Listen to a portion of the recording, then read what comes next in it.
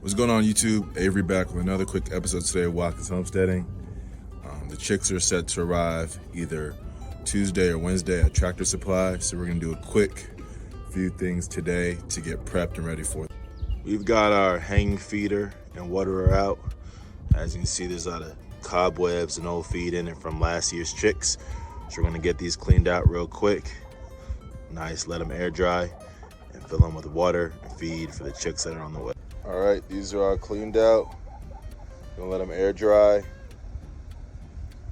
And now let's move on down to setting up the brooder.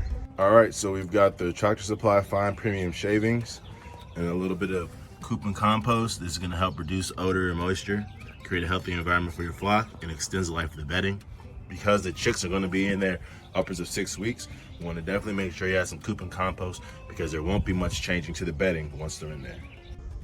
So this year we're gonna try to do more 20% chick starter and grower, as well as a home fresh medicated blend. And then last but not least, we're gonna have the rooster booster, which is a vitamin and electrolyte mix that goes to the water. So we're just gonna add some additional medicated feed with the normal feed, and then the rooster booster, just to help give the chicks the best chance of survival, give them a few additional vitamins and electrolytes, then the medicated formula to help knock out any crud that they might be bringing to the new flock from the processor, or should I say the farm that they originally came from.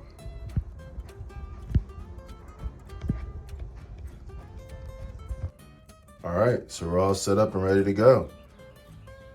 This is a very basic brooder setup, but you have your warm side with the heat lamp, you got your cooler zone in the middle, and you got your food and water on this side.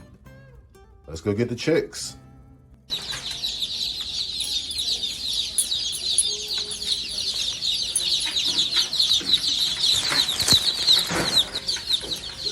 The chicks we've been waiting for are finally in. Time to make a seat, sit and wait till 12 o'clock.